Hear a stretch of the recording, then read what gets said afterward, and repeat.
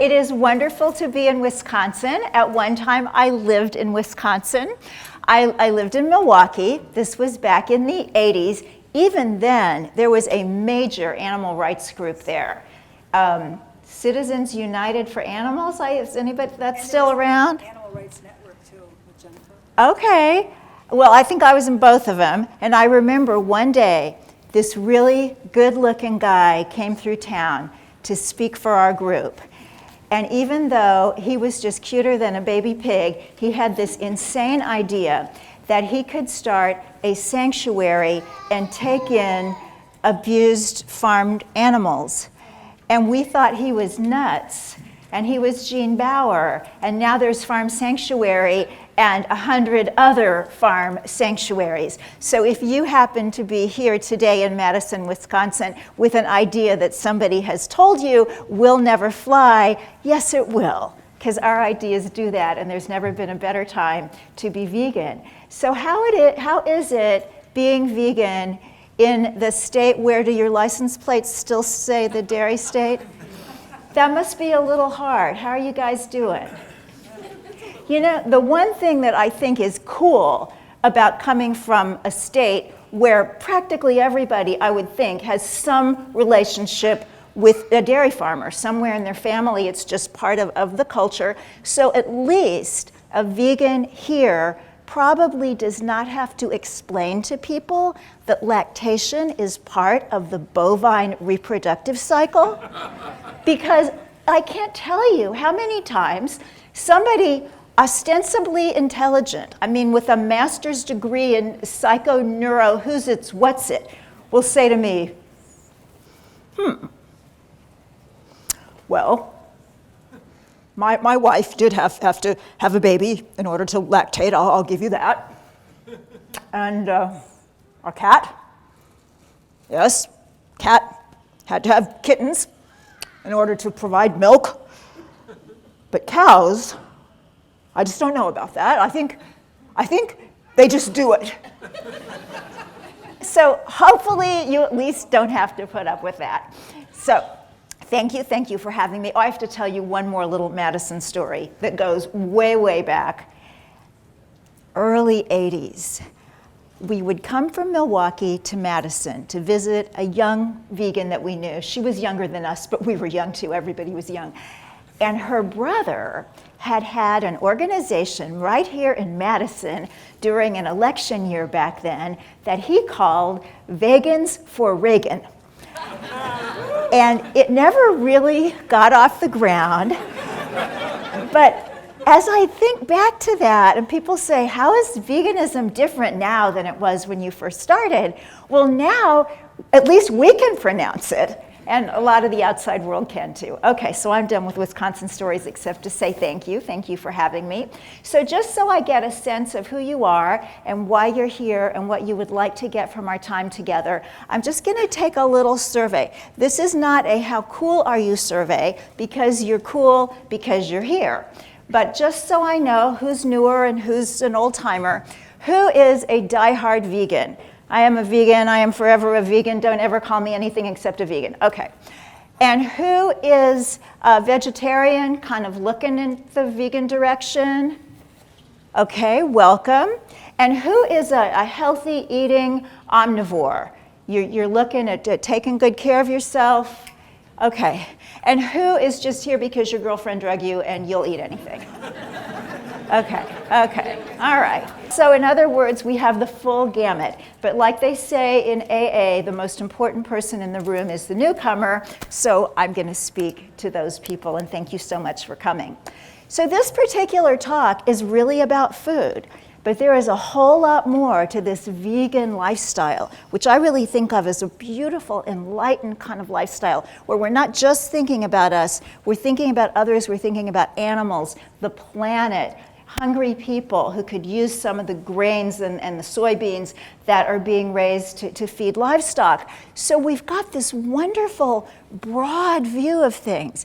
And because the vegan lifestyle touches so many aspects of life, whatever your passion is, you can bring it in as part of your vegan living. So for example, if you're into fashion, there's just all kinds of amazing vegan clothing, shoes. One of the graduates of Main Street Vegan Academy lives in Dallas. And on the 5th day of the class, she was just frantically taking notes, and we couldn't figure out what she was doing. Well, she was drawing pictures of cowboy boots. And now she has this wonderful business called Cat Mendenhall Boots. And she just opened a brick and mortar in downtown Dallas. Just as brick and mortars are going the way of the dinosaur, a vegan store has opened now in Dallas, Texas. So if you're of an entrepreneurial bent, that's cool. If you got a business in your mind, it's so interesting to me that one way that we do have power in this world is where we put our money. And if people only wanted vegan food, that's what the marketplace would provide. If we only wanted vegan cowboy boots, that's what the marketplace would provide. So veganism is also about cuisine, wonderful restaurants. I was at Green Space last night. Green Space, is that right? Did I say that right? Green Owl, I'm sorry, Green Space is in Michigan. That's Dr. Joel Kahn's place. Yes, so much green in the world. So there's something here for everybody. And we're going to be talking a little bit more about doing this healthy. And even for that, I want to say there is a whole myriad of ways to eat. There is no vegan diet. If somebody says to you, I'm on a vegan diet, you say, no, you're not. Because veganism, by definition, is a way of living that, in as far as is practicable and reasonable, seeks to exclude exploitation of others of all species. That's all. Now, how you choose to eat within that is your very own business. I remember on one of my book tours, my Main Street Vegan tour, I was in Chicago and I was being driven around by this adorable young guy from Mercy for Animals. He was 22, I think, and he said, I don't know why anybody has trouble going vegan. I mean, if I want a pepperoni pizza, I have a vegan pepperoni pizza. If I want a chili cheese dog, I have a vegan chili cheese dog. And I'm thinking, if I did that, I would be in a hospital. But you know, he's a 22-year-old guy, and I'm a woman of a certain age, and so we have different needs, and different things are reasonable and appealing. So it's not like you join some kind of cult, and you got to eat the way that the guy said in the first book you ever read. There's a whole array of how to do this, and your way is right for you. So I'm going to tell you what I do. So I'm going to call on my various helpers out here, and they're going to say a sentence, I, because it is true for me, but any of you who want to adapt it and make that I be you, you can do that too. So who has number one for how we're going to get through the drive-thru and end up loving those greens? Yes. I surrendered to the reality that every day for the rest of my life I would be asked, but where do you get your protein? Thank you. If anybody didn't hear that, step number one, I surrender to the reality that every day for the rest of my life I will be asked, but where do you get your protein?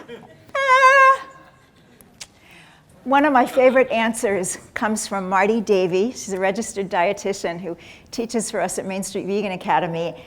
And she says that her favorite answer is, well, where do you think I get it? Because obviously, if you're upright and in good health and you haven't died, you're getting it somewhere. So that causes the other person to have to think. And chances are they'll say, well, peanut butter?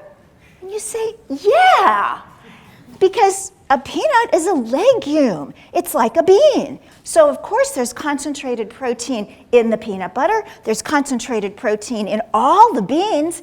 Did you know? And then, you know, if you haven't lost them, this is the art of answering the vegan question. If that's all they wanted to know, they were really asking you about concentrated protein. If they start to wander, you stop right there. If they lean in a little bit like, well, wow, that's interesting, I never thought about that, then you can move on a little bit. And you can say something like, did you know that protein is in everything that grows up out of the ground? There is an internist in Santa Rosa, California named John McDougall. He was just on my podcast this very week. And way back in 1985, he put $10,000 in a bank account for any physician or dietitian who could come up with a diet based on a variety of whole plant foods that was deficient in protein or any amino acid. And do you know where that money is? Sitting in that bank account. And for the first several years, it actually drew interest. Because unless you are an active alcoholic who gets all your calories from alcohol, unless you are anorexic and literally in starvation, or in a famine area and in starvation, or if you only eat juicy fruits, only fruit, and nothing else ever. Some people call themselves fruitarians, but they eat fruits and some nuts and some leaves. They're fine. Those are the only ways that you could get a protein deficiency. And it's so funny, our fellow humans, they'll say things like, wow, I'm sure glad I had that piece of fish. I was just feeling so protein deficient. It's going to take them 24 hours to digest that and get anything out of it, much less protein. Protein is for growth and repair. We're through growing, hopefully. Yeah, we need some protein for repair. Nobody is saying you don't need it. It's just that you need what you get in a nice, whole, plant-exclusive diet. Should be end of story. It won't be. They'll ask again. And one of the other great secrets to this question is to act as if you have never heard it before. So instead of, just say, what a great question. And you know what? I had that question too when I started out. And you know what? We did. So who's got number 2? Yes. I developed fear of frying. Yes, I developed fear of frying, and this is a very important fear. You know, fear is generally not a good thing unless you are being pursued by the bad guys, and then it gives you that adrenaline and you can run away. Fear of frying means that I have come to see that food does not need to be drenched in glops of oil and made crispy. Now, does this mean that crispiness is a thing of the past? It doesn't have to be. Who's got an air fryer? It's a wonderful new little invention. My friend and actually co-author of the cookbook, the Main Street Vegan Academy cookbook that we have coming out late this fall, J.L. Fields has written the vegan air fryer.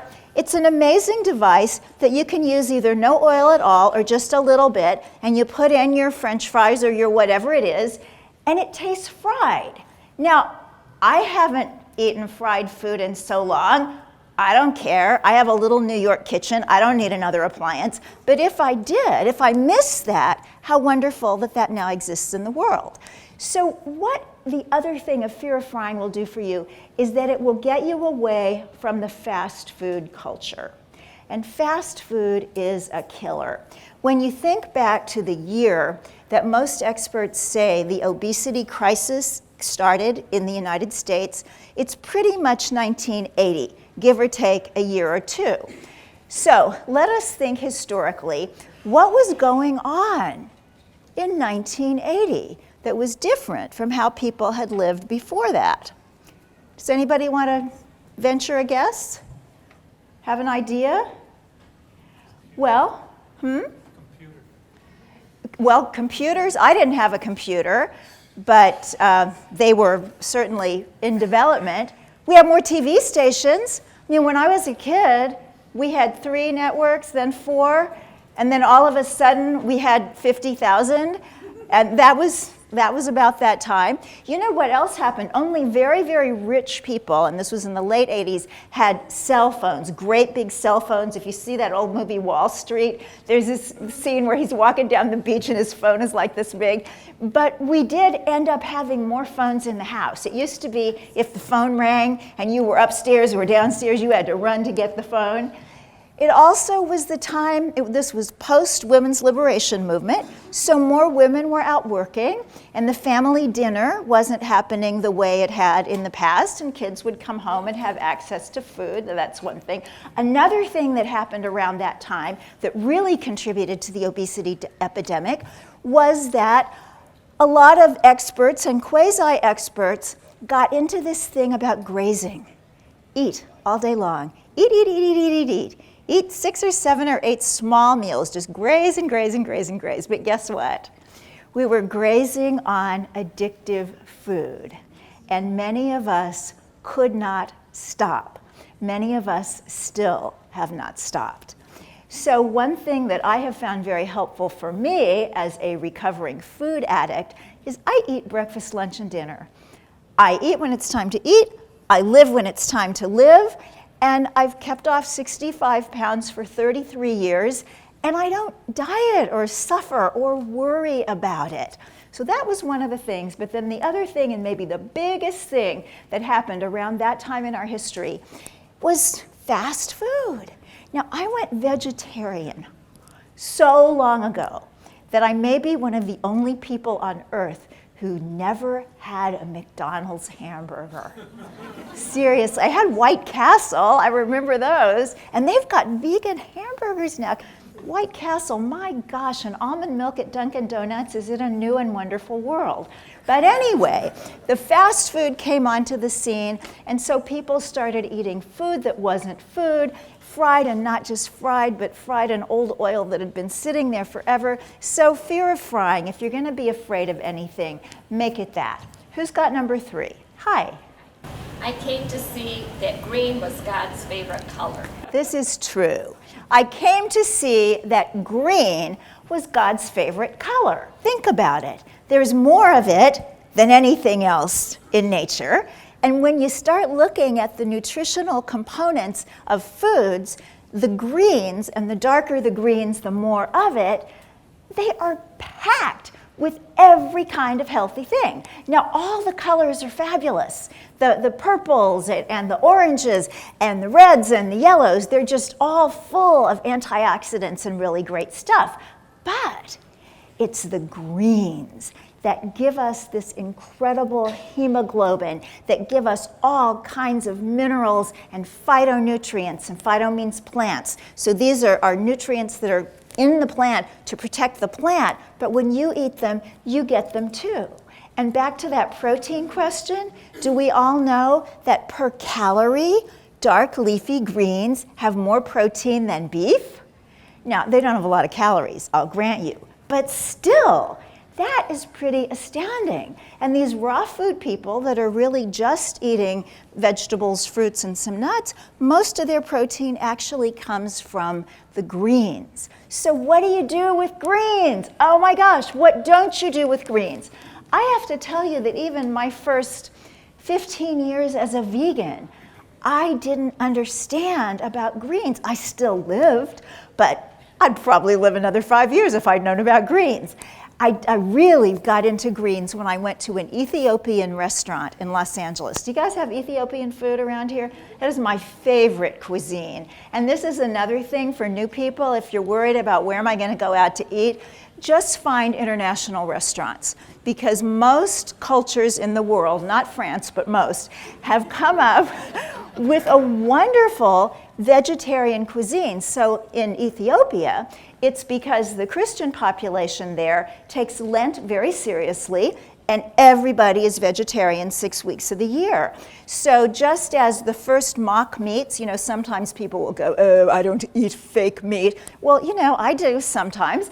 But the first mock meats were developed by Japanese Buddhist monks. They wanted to be vegetarian, and in fact, we'd call it vegan because they don't do dairy in that culture. But for their religion and their belief in ahimsa, harmlessness, reverence for life, they weren't eating animal foods, but they missed the foods they grew up on. I mean, everybody does. We get imprinted with, oh, this is normal and this is what I like. So those Japanese Buddhist monks over 1,000 years ago learned how to texturize these plant proteins and make things that seemed like meat and fish. Really interesting, huh? So I had never had Ethiopian food. We didn't have one in Kansas City where I lived at the time, a restaurant. We do now, although I don't live there now, but whatever, too much information. I'm in LA, and we go to this Ethiopian restaurant, which my daughter, who was then 6, was just crazy about, because in Ethiopia they believe that forks are weapons and it's rude to eat with a fork. So they eat with this wonderful stretchy bread, a sourdough kind of crepe called injera. So of course my daughter wanted to go back every day. And the best of the best were the greens called gomen, highly spiced kale, collard greens, dark, leafy, wonderful greens. So when we got back home, my daughter wanted me to reproduce these. And I had always just kind of, do you ever have this in the supermarket? You walk past some kind of vegetable you've never had before, and it's like you don't see it. It's like, I don't understand that. It's sort of like if you're in the library and you walk past the nuclear physics section. No, I didn't. And that was how I was with some of these vegetables I hadn't used before. But it opened up an entirely new world. And it's so easy. You just, like for kale, you just take it off the stem, and your dog may love the stem, my dog does, and you just steam it. A little bit of garlic, a little bit of olive oil if you use that, little soy sauce maybe. That's really all you need to do. Now, if you really like it with bacon in it, I personally do not use coconut oil because it's a highly saturated fat, and I come from a family history of heart disease and high cholesterol. But there is a product called Magic Vegan Bacon Grease. Does anybody know this product? Well, you can check it out online. It's basically coconut oil, which is a saturated fat, kind of like lard or bacon or something like that some people like to put in the greens. And it's got some flavoring and nutritional yeast and whatever to give it a little kind of pork kind of flavor. So are you going to leave and say, yeah, that woman said we should have a whole lot of coconut oil and saturated fat? No, she didn't. I just said if it's going to get you from pork to vegan, check the stuff out. You know, we move in whatever ways we need to move to get where we want to go. But mostly the way I get greens is in a giant salad. I buy my salad bowls at a restaurant supply house because nowhere else do they make salad bowls that allow for sufficient tossing. So if you were here for the previous talk, Ellen Jaffe Jones, who was PETA's sexiest vegan over 52 years ago, this is a hot festival, let me tell you. At least in the geriatric age groups. So I get this giant salad bowl, and then I make a salad with oomph factor. Because one of the other questions you'll get when you first go vegan is people will say, oh, I guess you eat a lot of salad. And, you know, I want to say, and I guess you eat a lot of corpses, but I don't. I don't say that. Because people have this idea that a salad is punishment. It's what you eat, you know, when you're on a diet or something. It's a piece of iceberg lettuce and a wedge of an anemic tomato. No, no, no. That was that salad back then. This salad is every kind of amazing, interesting green. And some you'll like more than others because they run the flavor gamut from something like Bib lettuce that if you chew it enough is actually sweet to something that's really, really bitter. Some of the curly kinds of endive and greens of that nature. So you put more of the ones you like and just a little bit of the ones you don't like, and when they're mixed with the ones you like, you love everything. And then you put in some of these other colors so that your salad really is the rainbow, and you give it some crunch with some nuts or seeds or avocado. Avocado is absolutely amazing. Every day, if you follow the popular press that follows the scientific studies, they come up with something else that avocado is good for. They were looking at extracting a component from avocado as a breast cancer drug. I mean, it's an amazing, amazing fruit. It's very rich. You don't have 2 of them in a day. You probably have a half of one in a day, and maybe not every single day. But when you do, oh, that wonderful richness just tides you over. And then something I like to do with a salad is put something cooked in it. So some potatoes or some sweet potatoes or steamed broccoli. And that just gives it a little more substance. Now, my favorite dressings are based on nuts. And if you do, oh my goodness, if you come to the book table and sign up on my sign-up sheet, I will send you a handout that has the recipe, my favorite nut-based recipe in it for salad dressing. And for those of you who don't want to consume any oil, there is a magical product you might want to know about, and it is called seasoned rice vinegar. Who's on to seasoned rice vinegar? Okay. It's in the vinegar section, and it's just vinegar, but it has a little bit of sugar and a little bit of salt, and in some miraculous way, it ends up tasting rich and oily. So you can just put it on a salad all by itself if you don't have any other dressing made, and it's pretty darn good, especially if you've got some avocado in there to give you a little bit more of the wonderful fatty acids that we do need, certainly in moderation, but we need them. Okay, greens. Thank you, God, I like that color too. Next one, were we at 4? Hi, where's 4? From lean cuisine to bean cuisine. Yes, I switched from lean cuisine to bean cuisine. And what that really means is going from so much of the packaged processed to more basic. Now, does that mean that I don't work and I have all kinds of time to cook? No, not at all. But it doesn't take any more time to open a can of beans than it does to stick a prepared meal in the oven. Beans are miraculous. Beans are one of the few foods that have been shown in well-documented scientific studies to extend life. They did a study that looked at people in 5 different countries so that they couldn't say, well, it's sort of an ethnic bias or whatever. 5 different countries, Japan, Sweden, all over, and they tried to figure out what these centenarians had in common, and it seemed to be beans. Now, what's interesting is the people in Sardinia were eating chickpeas, the people and fava beans and things like that, the Mediterranean kind of diet. And in Japan, it was soybeans, tofu. There's a kind of brown bean that they eat in Scandinavia. But the bean eaters lived longer, did better. So we know that beans are full of protein. We already said that. But beans also have some other attributes that are incredible. And one of those things is called resistant starch.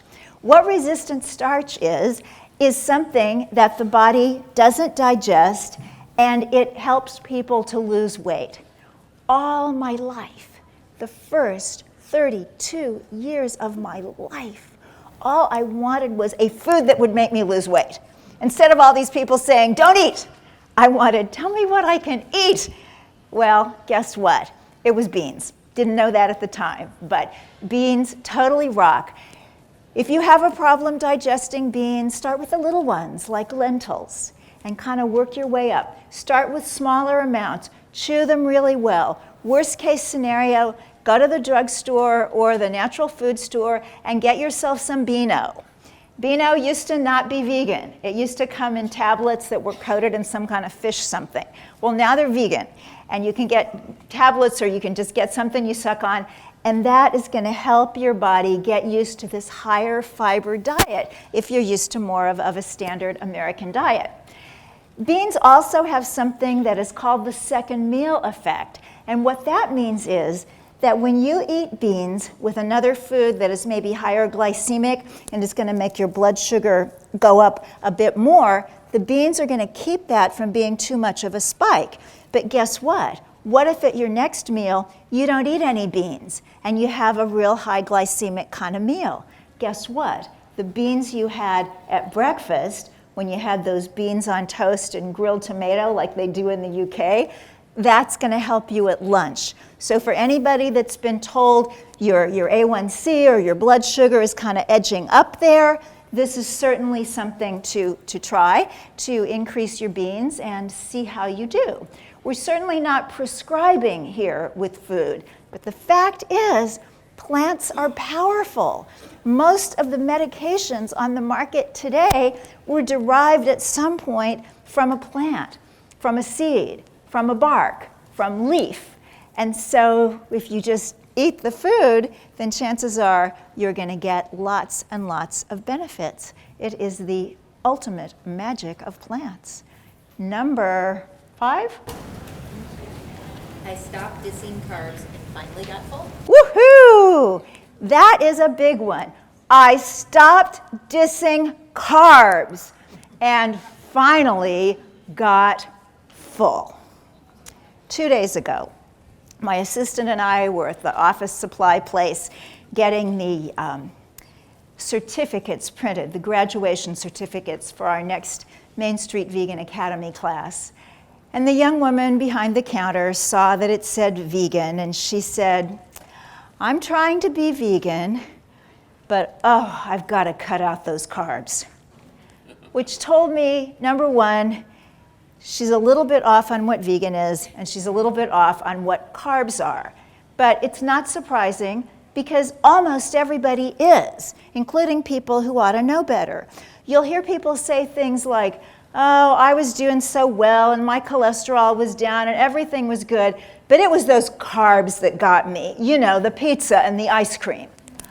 The bulk of calories from pizza, ice cream, cake, pie, cookies, all these things that people call carbs, they're not carbs.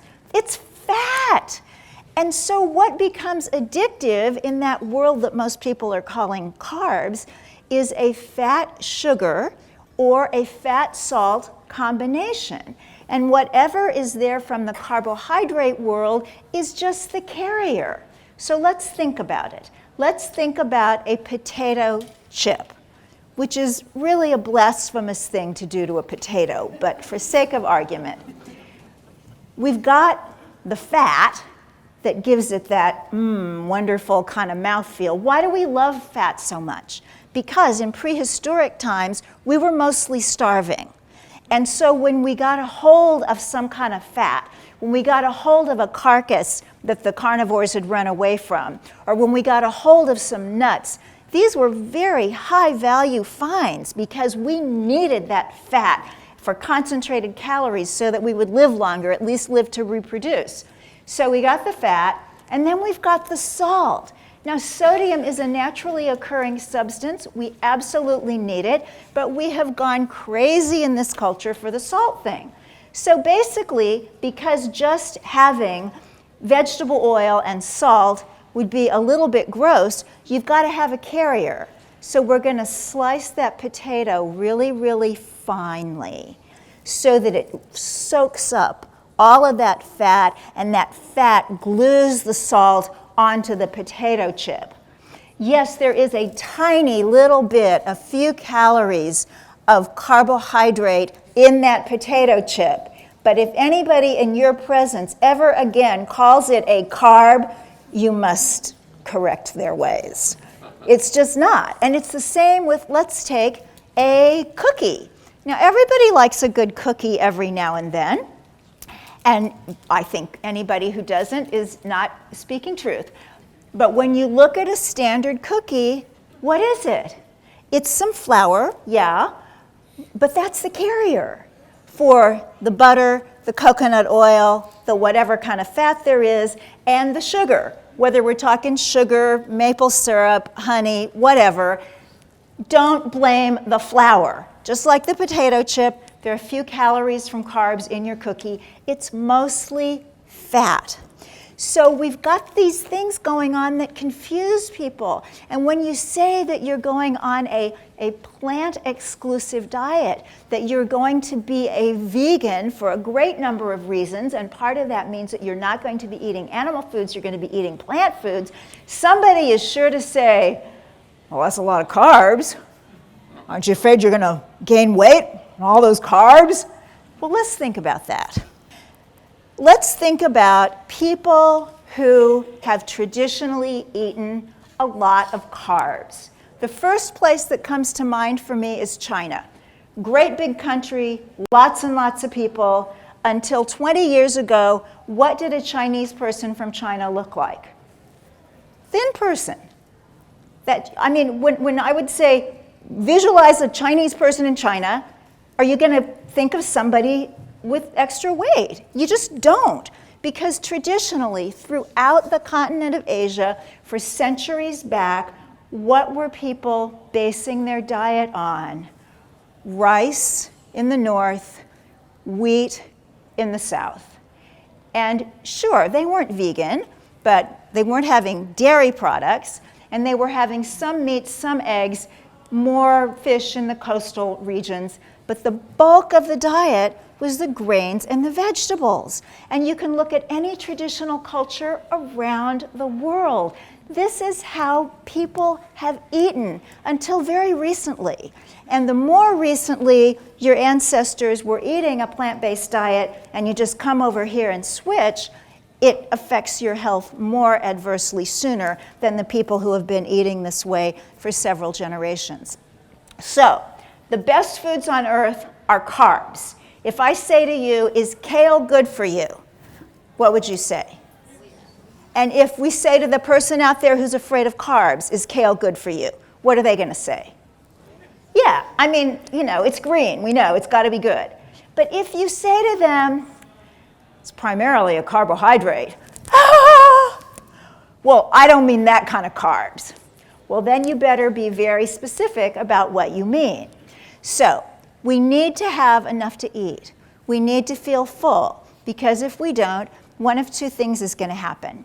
One is we're going to go back to the status quo, and we're going to be one of those people who say, yeah, I tried that vegan thing. Didn't really work for me. But if you really get in there and see what it was, one of two things happened. Either she got a new boyfriend. That's often what happens. There's some kind of relationship thing. Or people just didn't eat enough. Because you see, when you're eating a standard American diet and you're having your piece of meat, well, that's a lot of fat and muscle. That's, you know, takes a long time to digest, stays with you a long time, takes a long time to chew. And then you're going to have maybe fried potatoes, something like that, that's more fat, that's heavy. And if you even have a vegetable, say you're going to have broccoli, chances are it's going to have a bunch of cheese melted on it, so you've got even more fat, and then maybe you're going to have some kind of heavy dessert. There's not a lot of bulk there, but there's a lot of heavy. And then you see something online. Maybe you see how animals are treated. Or you watch Cowspiracy and you say, this planet is not going down on my watch. And so you get your same little plate out and you put your little bit of salad and your little bit of rice and your little bit of beans and your apple, and you eat it, and 3 hours later you're thinking, I'm not sure I like this. It's because you need more food. So, salad, this much. Cooked vegetables, this much. Beans, this much. Whole grains, this much. Nuts and seeds and avocados, less, because it's more concentrated. And there you go. So you don't have to be hungry anymore. I spent 30 years either hungry or binging. And I don't know which one was better, because they were both awful. And this is a way that you eat and you have enough, and it's fine. There is a wonderful blogger who calls herself High Carb Hannah. I don't know Hannah, but I'm so glad she's out there because she's gorgeous. And when people find her site, they see, oh wow, High Carb Hannah. Huh, never would have thought that. Who's got my next number? 6? Is it 6? Yeah. I realized I'd be nuts not to eat them. I would be nuts not to eat them.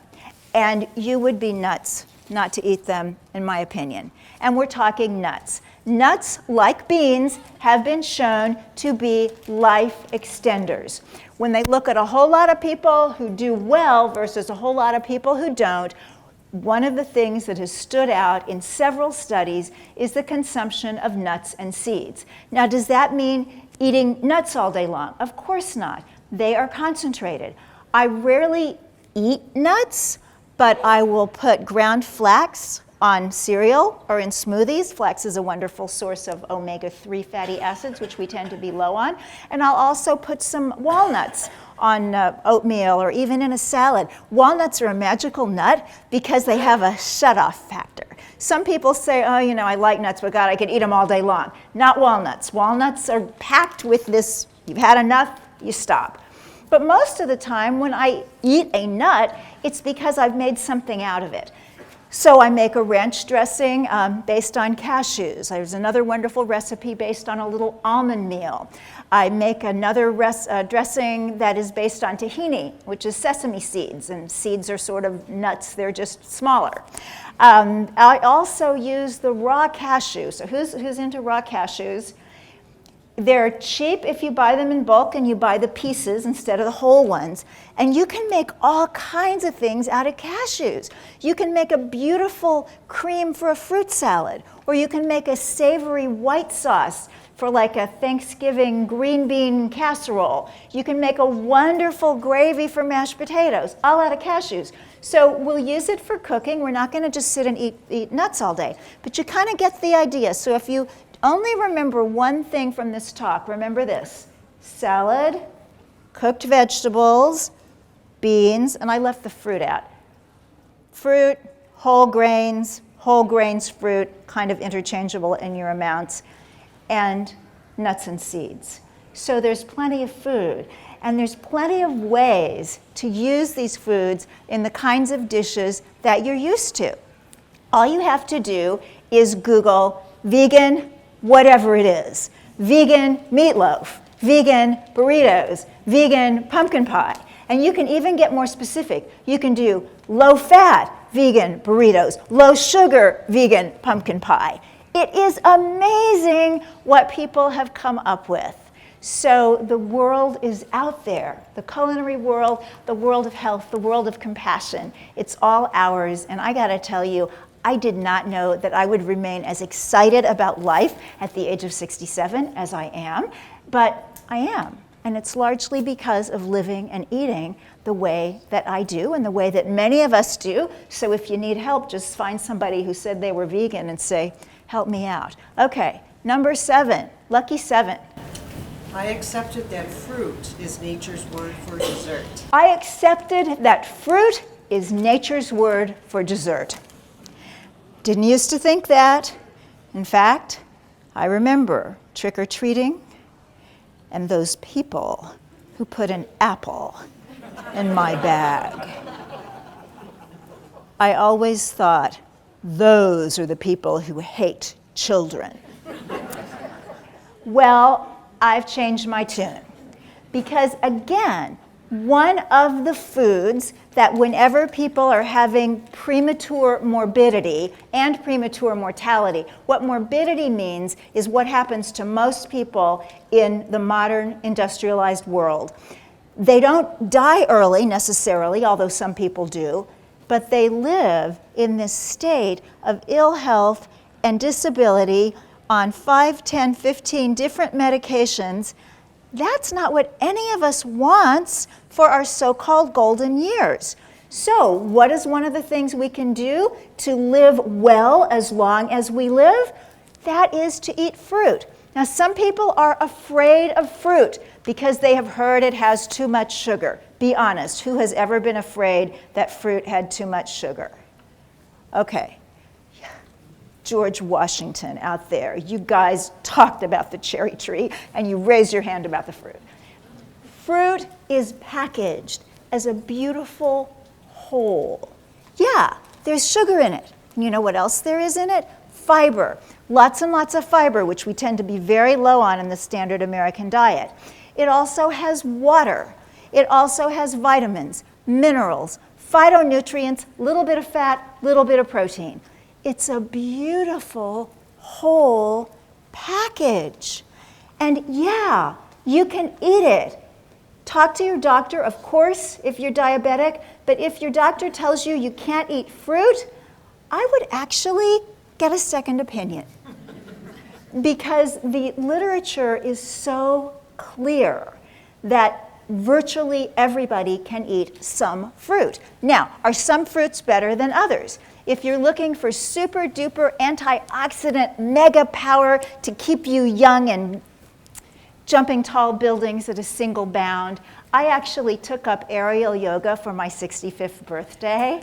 So yeah, it's not quite tall buildings, but it's close. Very best fruits that are in common usage are berries. Now, berries, unfortunately, are very highly sprayed, and so if you can possibly afford organic, get organic berries and organic greens for that matter. I don't like it that the healthiest foods in the world are the ones that we really ought to be getting organic. But look at it this way. If you're no longer buying junk food and soda and all that kind of stuff, you're no longer buying cheese and meat, you're no longer going through the drive-thru and getting all kinds of stuff. There is some extra money there. And so maybe you could put that on organic berries and organic greens. And if you can't, then just wash it like crazy, say a prayer, and eat. Because there is more good stuff in there than they can spray out of it, and that's for sure. So, blackberries are the highest antioxidant fruit in common usage. I'm not crazy about blackberries because I don't like those little seeds, but now that I have this information, I am going to work to befriend blackberries more. Pomegranate, they're really like little seeds. That's another great one. The deep, dark colored berries and fruits. Raspberries are really good, so are blueberries. Here's a little money-saving tip. The frozen organic wild blueberries, one company is called Wyman's, are cheaper year-round than the fresh ones. And when you're making a smoothie, certainly, or a pie or something like that, it's going to be just as good to have the frozen ones, and in a smoothie maybe a little bit better, and you save some money. The National Institutes of Health came out about 10 years ago saying that if a person were to eat a cup of blueberries a day, it could postpone or perhaps eliminate their ever coming down with Alzheimer's, even if they carried the Alzheimer's gene. And I remember thinking when I went to my store there in New York City and saw that blueberries were $7.50 a package, wow, we are going to have a lot of very alert old rich people 30 years from now. Okay, so berries are absolutely cool. And if you are a nutrition nerd and you want to know the highest antioxidant food on the planet, it is the Indian gooseberry, also called amla. Now, we don't seem to get those imported over here fresh, but you can get it at Indian markets and online powdered. Has a citrusy taste. You can put it in your smoothie, and it just blows any other kind of antioxidant, even berry, out of the water. So the berries are the advanced class, but all fruits are good. And in terms of sweetener, if you don't want to use refined sugar, very good idea not to do that. Pure maple syrup is nice in some recipes, but whenever I possibly can, I use whole dates, medjool dates, because that's actually a whole food. Really sweet, but if you're going to be sweetening something anyway, you may as well use a whole food. And you can also get date sugar, which is basically dehydrated dates ground up, and you use it with a spoon. So, fruits, berries, number 8. I abandoned inhibition and spiced things up. I abandoned inhibition and spice things up. We all need to do this. This thing happened this year with my annual checkup.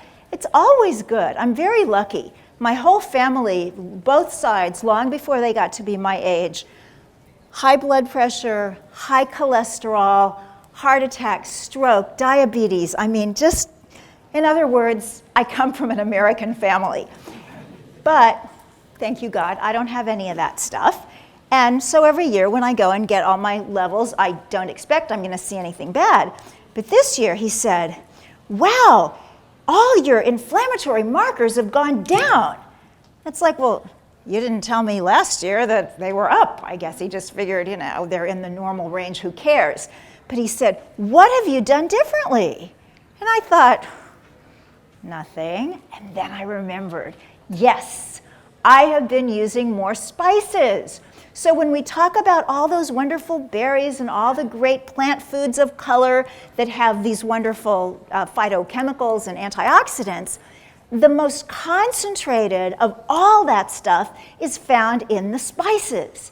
So the most commonly used spice that is the highest in antioxidants is cloves. And also turmeric. Oh my gosh.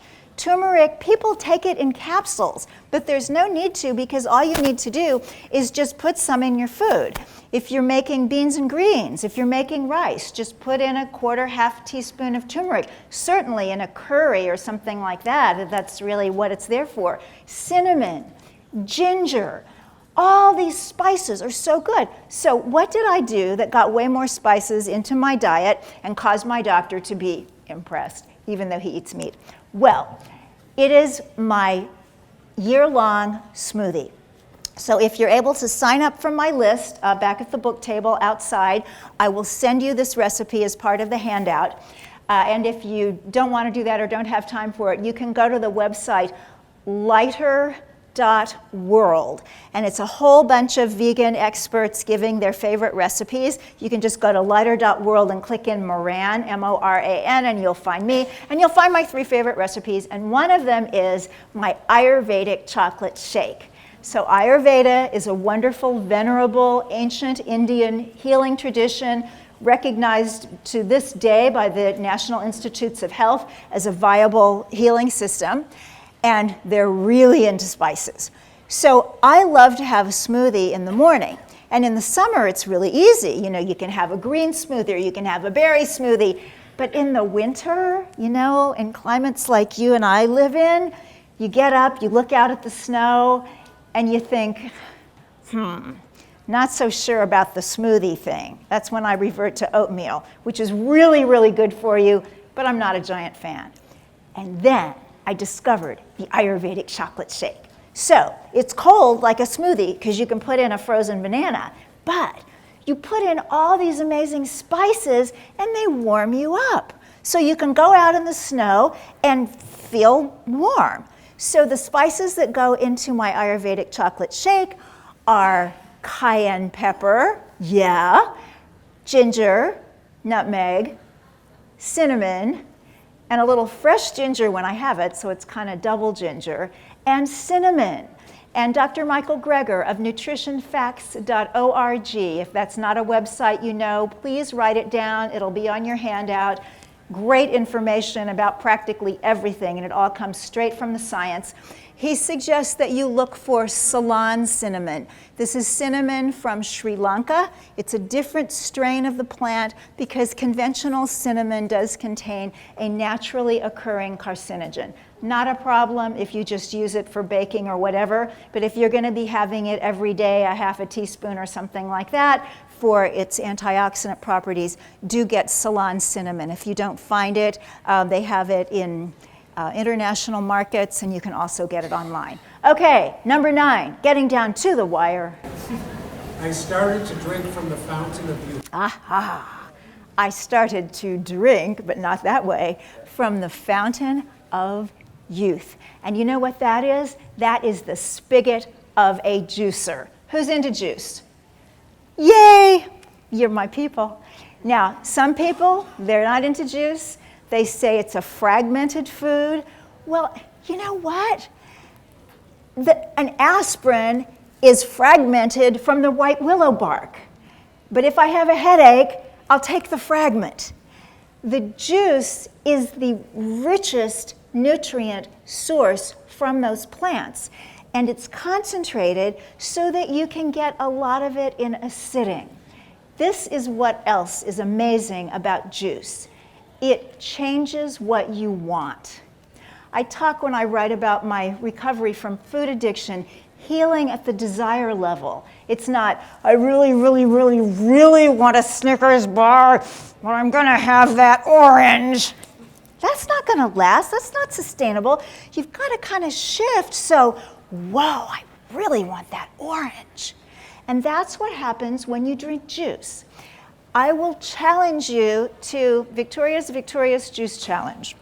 Let us say that you are someone who, in the middle of the afternoon, has gotten into the habit of having a, let's see, soy half-calf mocha, hold the whip, and a monster cookie. And you kind of think 3 o'clock is the best time of the day because you know you're going to get your fix. And it is a fix. I go to Starbucks myself because they let you sit all day and work on your computer. But I do know that it is a drug dealer.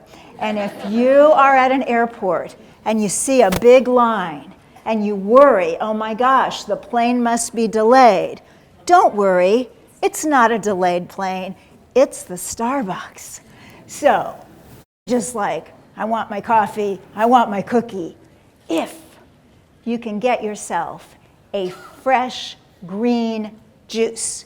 And some of the other juices are great too, the ones with carrot, the ones with beet, but green juice with lemon is a miraculous thing. So either fresh from your own juicer or in a bottle cold pressed, and no, they do not come cheap, I'll admit to that. But if you have that and you still want the mocha and the monster cookie, I don't know, I'll send you a picture of my dog. It changes you from the inside out. If you're interested in juice, watch Fat, Sick, and Nearly Dead, enchanting film by a guy who is not yet vegan, but I call him Typhoid Mary because he's made more vegans than most of us would ever hope to because they got into juicing first and then they wanted the whole wonderful world of plants. Also, when you're thinking of things to drink, green tea, particularly matcha tea made from the powder. So when you are at Starbucks, maybe try a matcha latte. And then something that's even better is hibiscus tea. So you can buy that at the store. Red Zinger is largely hibiscus. You can get it at Starbucks. I don't work for them. I don't know why I brought them up so much, but it is there. And if you don't quite like the taste of it just in the beginning, they'll do a thing they call a hibiscus lemonade. You don't want that because that's a lot of sugar in the lemonade. You say you want an iced hibiscus tea with a splash of lemonade, and that'll make it taste really, really good. So drink as well as eat from the fountain of youth. Do you need to be drinking, quarts and quarts of water every day? It depends on how you choose your foods as a vegan. If you are somebody who eats a lot of raw food, you drink juice, you're having a lot of fruit, you're getting water, and it's pure water. And sometimes people will argue, spring water, distilled water, this kind of water. Fruit water and vegetable water both has the minerals and is naturally distilled. It's wonderful. So in a diet like that, you don't need to drink so much. If you're more a macrobiotic kind of person and you're eating a lot of cooked foods and a lot of grains and things that don't have water, drink more water. This is not rocket science. It's just listening and responding. Number 10, and I'll stop talking. I learned that food is only one small part of what it means to be nourished. That's a biggie. Food is only one tiny part of what it means to be nourished. We're nourished by so many aspects of life. We're nourished by the people who are around us, and you know what it's like to be around people that you just love to pieces, and then to be around people that you feel you kind of have to put on a show for. Very, very different. You want nourishing people in your life. You want a nourishing environment. Sometimes you move into a new place and it just takes a while to make it feel like yours. You want it to reflect you back to you because we're so delicate on the inside. We need this kind of stuff. And even when it comes to food, it's not just what we eat, it's how we eat it. So let's say you are going to get into green juice and you're going to make that for yourself in the morning. Or maybe you're going to make a wonderful year-round Ayurvedic chocolate shake. It takes no more time to put your juice or put your smoothie into a lovely stemmed goblet that will make you feel like $1,000,000 than to put it into a plastic superheroes cup from the Taco Bell. But how you're going to feel about the experience is different. So nourish yourself and nurture yourself. And the very, very best way to do that is to do for others. And as a vegan, anybody new, anybody just looking at this and thinking, well, kind of, sort of, maybe I was also looking at paleo. Don't look at paleo. That's death. Look at life. Look at saving animal lives for sure and having a pretty good shot at saving your own. God bless you. Namaste.